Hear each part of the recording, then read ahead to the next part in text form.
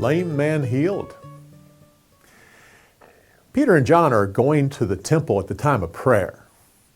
There were actually 3 different times for prayer here. 9 o'clock in the morning, 3 in the afternoon, which is the one that they're going to, and the least attended, and then at sunset. Now there's 8 ways to get into the temple. The most common was from the city, which was the western gate that came in. They're using the eastern gate, the one called Beautiful. Now, kind of get the location. If you think of the entire Herod's temple site as going north to south, in the south you have it going down towards the city of David. But the temple itself faces east. And so you think of the eastern gate, and most people recognize the eastern gate, which is all blocked up. That is the gate where people would go to the temple from the Mount of Olives going through the Kidron Valley. This is right across from the Garden of Gethsemane. As you go in the eastern gate, you actually go through Solomon's porch. If you keep going straight, then you come to the Beautiful Gate, the gate called Beautiful. You go up 14 steps, go through this into the section called the Women's Court. If you keep going straight, you go into the Israel Court, which is also the Men's Court, and on into where the priests go, and finally where you have the holy place and the Holy of Holies. That's a straight shot, one to the other. These 14 steps in this gate called Beautiful, this is where they had the poor box where people could throw in money. This is where Jesus saw the widow throw in the mite. It's also the place where Mary brought her baby, where Jesus was brought to the temple. Now, if you get a location of Solomon's porch, Peter heals the man right here at the gate. That's where he's begging.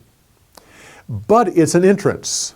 So it says he goes to Solomon's porch. He's basically just backing up. He's simply going back to this area right here where the eastern gate comes through. This is Solomon's porch, Solomon's colonnade. It's the portico. And that's where he preaches his sermon, and so many people come to Christ.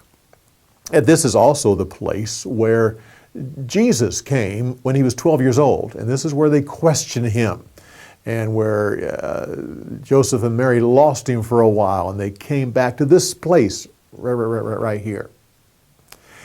If you go on top of this area and go down south, go down to the southeast corner of this area, you have the pinnacle of the temple, where Satan brought Jesus and told him to throw himself down on the rocks below. That was about 40 feet down.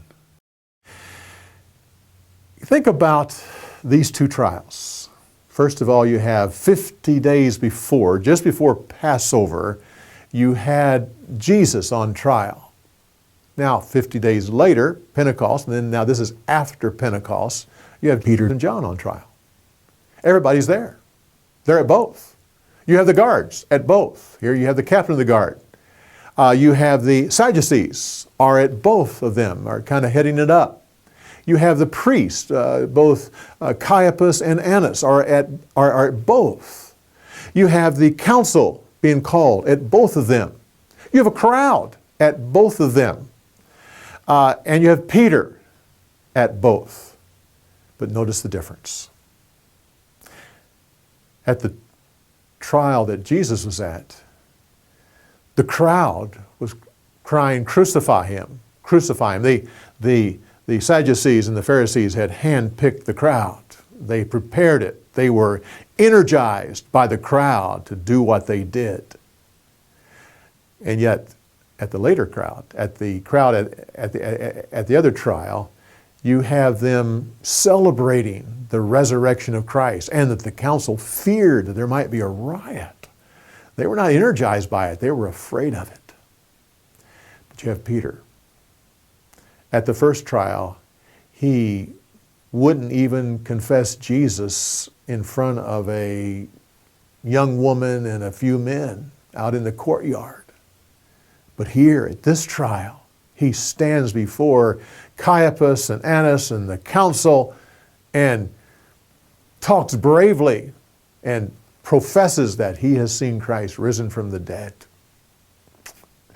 The first trial, they couldn't get Jesus to talk. At the second trial, they couldn't get Peter to stop talking.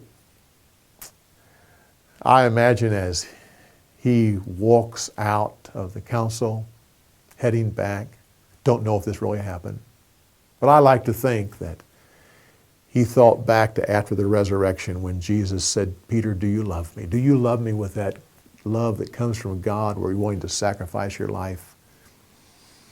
He wasn't able to answer that question. He simply said, well, you know I like you. But now, as he thinks about the fact that he put his life on the line before the council, I like to think that in his heart he looked up and said, Lord, I'm ready to answer that question now. Yes. Yes. I love you. Come back when we give you more insights on the story.